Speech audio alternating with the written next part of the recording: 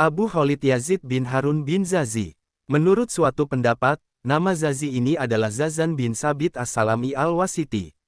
Kakek Yazid Al-Wasiti yang bernama Zazan ini adalah budak Ummu Hashim, istri Utbah bin Farkat, yang kemudian dimerdekakan. Ada pula pendapat yang mengatakan bahwa dia aslinya berasal dari daerah Bukhara. Ibnu Abi Hatim berkata, ketika aku bertanya kepada ayahku tentang Yazid bin Harun, maka dia menjawab, dia adalah seorang imam yang sikoh dan hadits yang diriwayatkan dapat dipercaya. Oleh sebab itu, kapasitasnya tidak perlu ditanyakan lagi. Guru dari Imam Ahmad bin Hambal ini mempunyai karisma yang luar biasa. Karisma itu muncul karena kesaksian dari para guru dan murid-murid beliau yang mengenal beliau sebagai ulama yang sikah.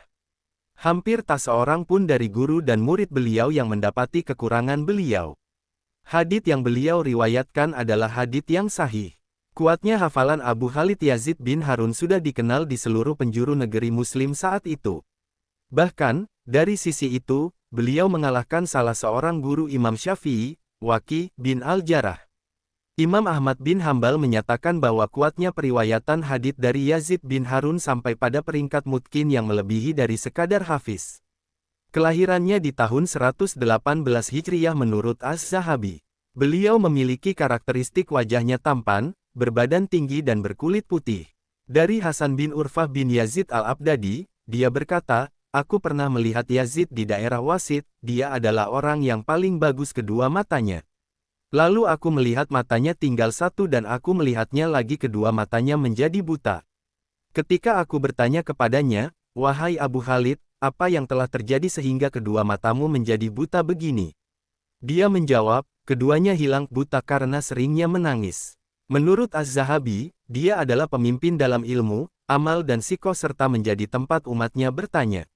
Ibnu Ziyad berkata, aku telah mendengar Abu Abdillah ketika ditanyakan kepadanya tentang apakah Yazid bin Harun pandai dalam bidang fikih. Maka dia menjawab, benar, tidak ada orang yang lebih cerdas dan lebih pandai daripadanya. Ketika ditanya lagi, lalu bagaimana dengan Ibnu Ulyah? Maka dia menjawab, dia juga pandai, hanya saja, orang telah sepakat bahwa Yazid bin Harun adalah sahib sholat, hafiz, hadits riwayatnya mutqin, seorang yang berpikiran tajam serta bagus dalam bermazhab. Kelemahan Yazid bin Harun adalah tidak dapat melihat. Dimungkinkan dia menyuruh budak perempuannya untuk membantu menghafalkan hadits yang diketahuinya, maka dia menyuruh budak perempuannya untuk membantu menghafalkan hadits yang telah ditulis dalam kitabnya. Tidak sedikit para imamah yang memberikan predikat kepada Yazid bin Harun sebagai ulama yang telah menghafal hadis-hadis yang diriwayatkannya secara dabit. Barangkali ketika dia sedang ragu pada hadits yang telah dihafalnya, mengingat kedua matanya buta dan usianya sudah tua, maka dia meminta bantuan budak perempuannya untuk mempelajari kitabnya agar bisa membacakan di hadapannya. Ahmad bin Sinan berkata, ketika dia berdiri dalam sholat, maka seolah-olah ia adalah tiang yang berdiri kokoh di antara waktu zuhur dengan asyar, maghrib dengan isya, dan tidak berhenti dari mengerjakan salat di malam dan di siang hari. Adapun Yazid bin Harun mengerjakan sholat isya, dia akan tetap berdiri hingga waktu sholat subuh dengan wudhu itu juga. Hal semacam ini berlangsung selama 47 tahun.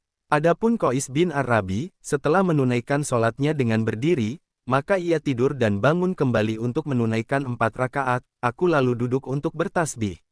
Dari Yahya bin Aqsam, dia berkata, Amirul Mukminin Al-Makmun berkata kepada kami, kalau seandainya tidak ada Yazid bin Harun, maka aku akan menjelaskan bahwa kalau Al-Quran ini adalah makhluk.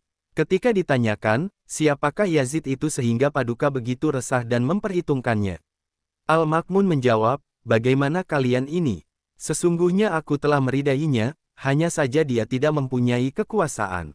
Kalau aku mengumumkan bahwa Al-Quran itu makhluk dan dia membantahku, maka demikian itu, maka itu merupakan bencana. Az-Zahabi menambahkan bahwa Yazid bin Harun benar-benar menjadi pemimpin dalam mempertahankan sunnah sekaligus penentang bagi kelompok Jahmiyah. Dia merupakan orang yang getol menentang takwil kaum Jahmiyah dalam masalah al-istiwa Allah bersamayam. Yazid bin Harun meninggal pada masa pemerintahan Al-Makmun dalam usia 88 tahun lebih beberapa bulan atau berusia 89 tahun. Lebih tepatnya dia meninggal pada tahun 206 Hijriyah, dan Yakub bin Syaiban berkata, Yazid bin Harun meninggal di pertengahan bulan Rabiul Akhir Tanum 206 Hijriyah. Wallahu a'lam bishawab.